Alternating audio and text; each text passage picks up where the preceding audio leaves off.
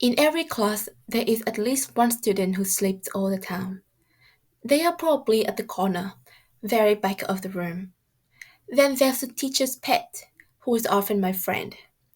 But what if I tell you, this girl sitting at the front row, who has straight A's, is also sleeping? Well, it's me. My face not even shown because I'm so invisible at school. Now, you may be confused. How can a top student sleep in class? Usually, this is not the case. Well, except if you have met someone like me before. On a typical day, I doze off in at least two classes. Even though I always make sure I go to bed before 11, 8 hours of sleep do not stop me from falling asleep in class. That is what being a narcoleptic is like. Narcolepsy is a sleep disorder characterized by excessive daytime sleepiness, along with other symptoms such as cataplexy, sleep paralysis, hallucinations, and disrupted sleep. Interestingly, however, teachers have never noticed me dozing off. I think there are three reasons why. Firstly, I have been having narcolepsy for so long that I have successfully trained myself to sleep in a straight sitting position. Secondly, I'm Asian, so my monolith eyes and my sleeping eyes are indistinguishable. Last but not least, I always have good scores, so teachers never suspect me. Anyway, for this video, I will focus on the impact of excessive daytime sleepiness, or EDS, on students at school and some of my solutions to deal with them. I have looked up narcolepsy's impact on students. Most articles talk about how students with narcolepsy usually have trouble concentrating, hence, they have weak academic performance. But there is actually no link between having narcolepsy and low intelligence. So the problem is that falling asleep in class makes narcoleptic students unable to understand the content they study, and that lowers their motivation, which in turn lowers academic performance.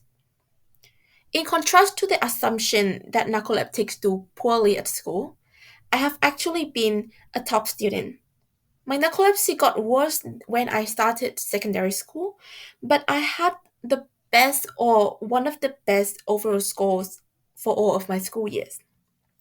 In fact, there are many narcoleptic people with a high educational background and famous people like Thomas Edison and Winston Churchill. So there is no causation between narcolepsy and intelligence. And this gives me hope that I can be like Edison. I think what really helps me survive school is willpower. I have some mild anxiety and depression.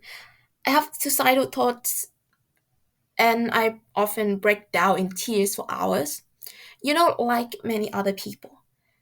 But I keep trying to motivate myself. Since I fall asleep in class, I have to catch up with the content after school or at home.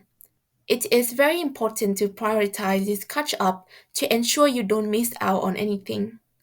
Nowadays, we have slides, documents on everything we study, so it's not hard to go over the content by ourselves. The teachers mostly repeat the slides anyway. After I know I have narcolepsy, I implement other good life habits as well. I don't always follow them well, but they help if you at least try. I take naps on weekends, but it's hard to schedule naps at school because the breaks are short and I don't want to miss out on hanging out with friends. Really, when you are narcoleptic, you have no choice but to give up your childish self. When someone asks me how I have been coping with such a serious condition, I would answer it's all about willpower. If you can keep trying, you can figure out a way to cope with things. Thanks to willpower, I can maintain good scores, have extracurricular activities, go to work, even though I often feel so dead afterwards. So keep working hard, and believe in yourself. Thank you for watching. Please comment down any questions you have and give this video a thumbs up if you like it. See you.